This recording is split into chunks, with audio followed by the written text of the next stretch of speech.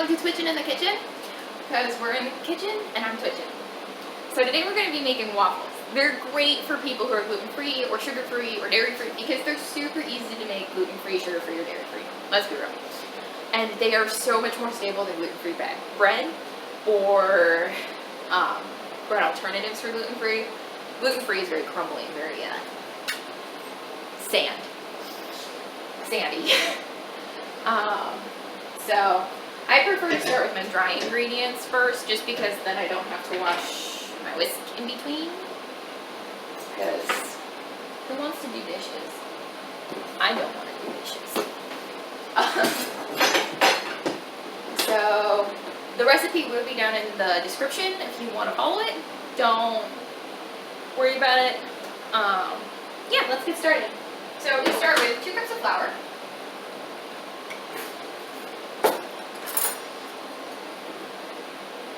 If you level it off, it works a little bit better. You don't have to. It's just kind of nice. It looks pretty. You know, my family uses these for all kinds of stuff. So you start with 2 cups of flour. Gluten-free flour, of course, because who's got time for gluten, really? A half a teaspoon of salt. You get a little bit more than half a teaspoon, it's fine. It adds flavor. You don't want your stuff to be bland, otherwise they kind of taste nasty. And who wants nasty tasting waffles?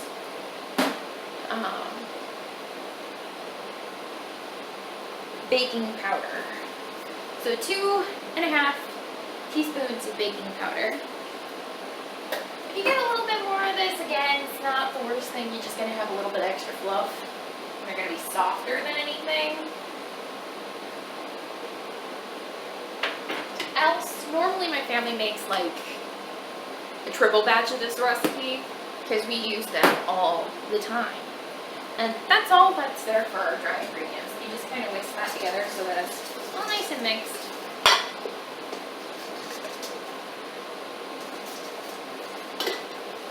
Good. Now, our wet ingredients are a little bit more fickle. So, personally, I prefer to do half milk, half water. It gives it a bit of that milky taste and a little bit of a better interior. But the water works just fine. You don't have to add the milk. It's whatever. You do need, however, need the apple cider vinegar. So you start with about a cup of milk.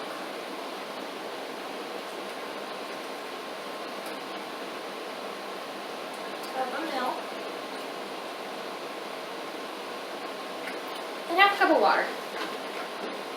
Because if it's not liquidy enough, it doesn't mix well, and they turn out really crumbly and really nasty. They're not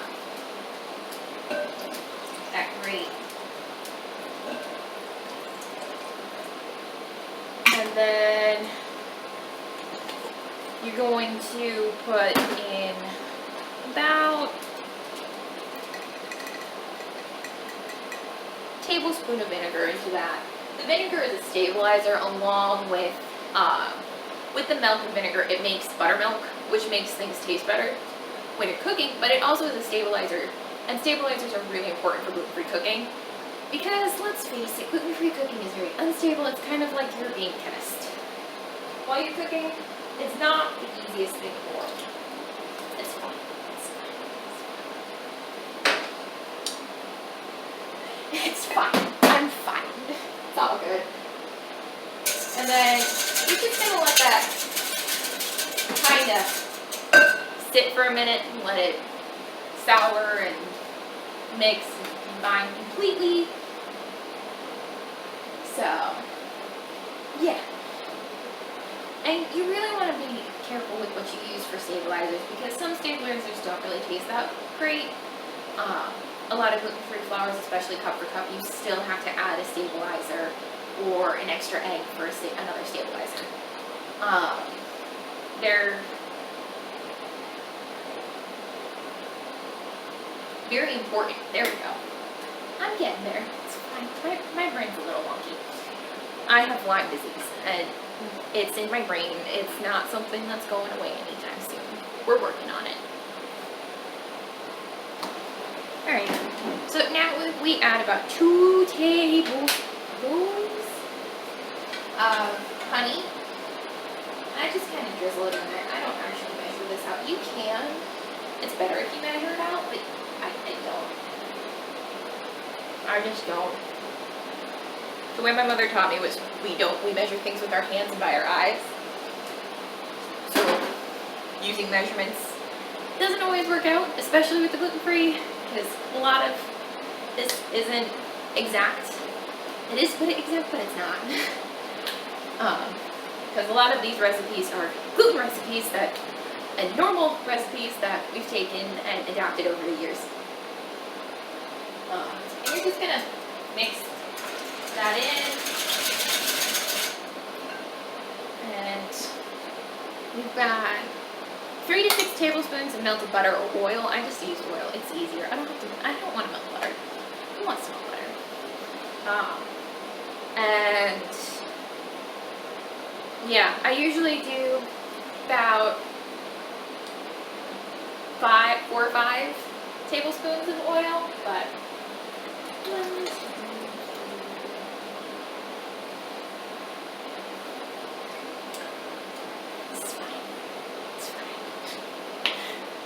it's fine. Use your eyes, measure it, make sure that it looks right.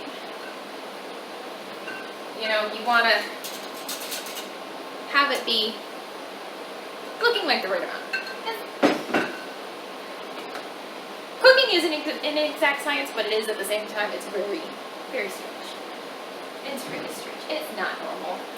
And then we're going to add vanilla because it just makes them taste so much better. And this is homemade vanilla that my mom makes. If you guys want the recipe, let me know. Adults should make this, not kids, FYI. I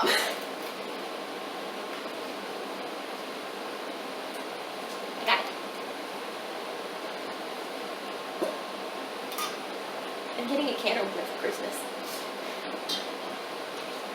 About a teaspoon-ish of it works. You don't want too much, otherwise the alcohol in it really sets you back.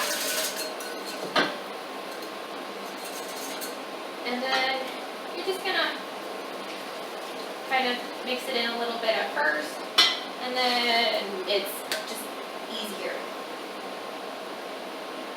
to go all the way in.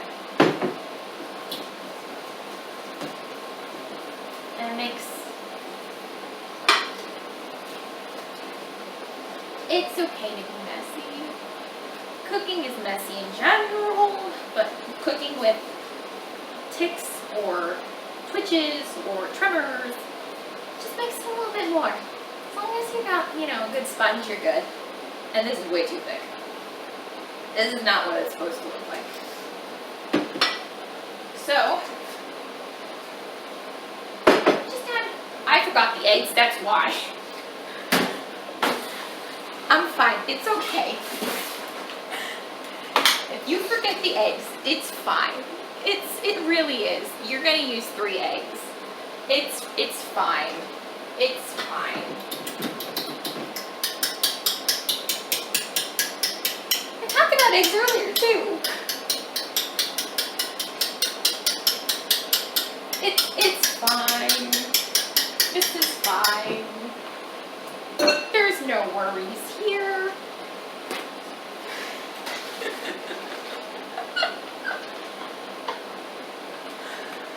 Oh my goodness.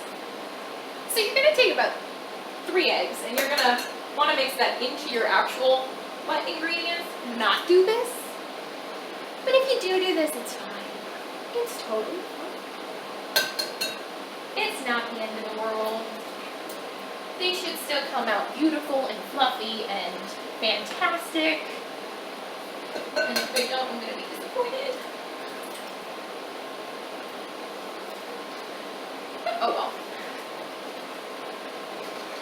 Oh well.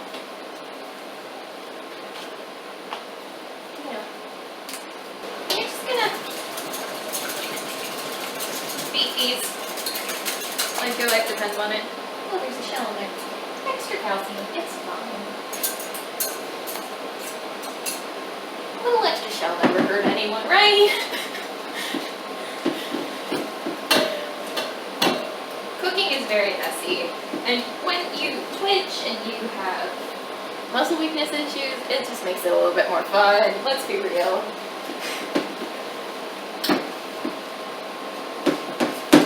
This is not the right. Just blend together. That's a little better. So, this is the consistency we want. See how different that is? It's a little bit more gummy than I'm used to, but that's because I added the eggs too late because I forgot to make eggs for a thing. It's fine. It's totally normal to forget things. So then we have to let the dough rest while we let our waffle iron heat up.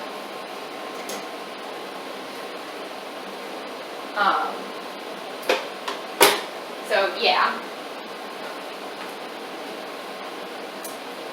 But yeah, so I am on a gluten-free and sugar and refined sugar-free diet due to the Lyme disease. And this is how I cook. I twitch and I stutter and I have fatigue and I have pain, and Lyme disease isn't just one thing. It's not what everybody thinks it is either, which is like, oh, you get bit by a tick and then you get joint pain. That is Lyme disease, but that's like a sliver of what Lyme disease actually can do. Lyme disease is different in everybody. It can cause all kinds of different issues, and it's not easy to live with it. I've had Lyme disease since I was 11, but I only got diagnosed with chronic Lyme disease when I was 17, which was last year. It takes forever to heal from it, and it can affect any part of the body. So, yeah, if I go off of this diet, I get a lot worse. I feel a lot worse. My pain gets worse. I start not being able to eat food again. It's not fun. But you know, my family and I have adapted to this, and it's not easy, but the adapting is kind of cool because you get to see into this whole different world of products and abilities, which are super duper interesting. Like, I don't use knives because of my tics. I can't. It's too much of a risk of me stabbing myself. So I have different tools that you guys will see in future videos. And with the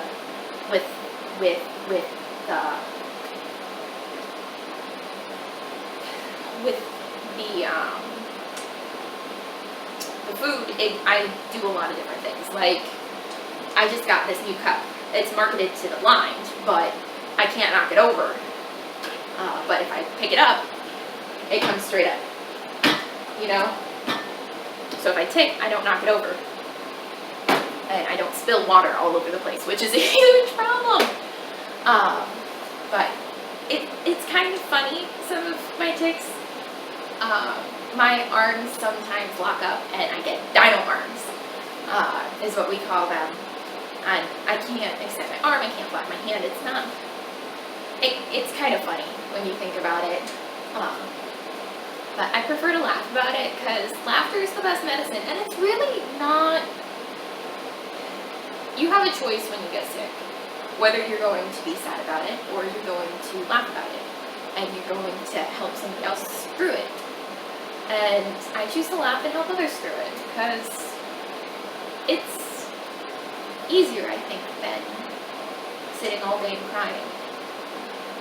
You know, it's not something. I do have days where I sit and I cry, and I'm super upset about my limitations and what my body feels like, and I'm done being sick. But I have other days like today where I'm filming and I'm laughing, and you know, I have my family to support me, and I can make delicious food, and I can still do things that I like to do. Cooking is a huge thing that I like to do, and so, yeah, you guys are gonna hear a lot about Lyme disease and how it affects people, and I'll probably have some friends over who will talk about watching from the outside and being normal while your friend isn't, and just life outside of all of this. So anyway, I think that our waffle iron is ready. Yeah, that's ready. That's hot.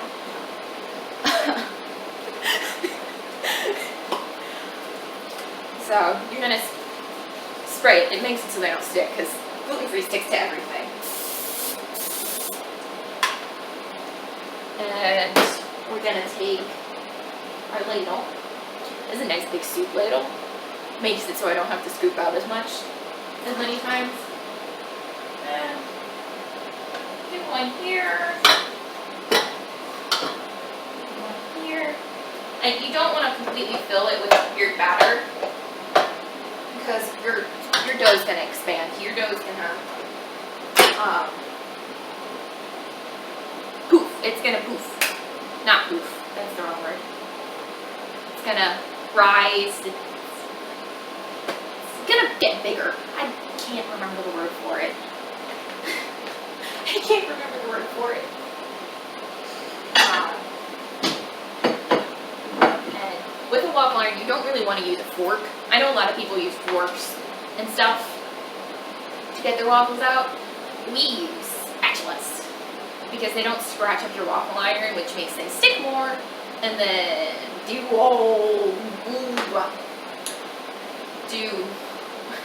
make you use more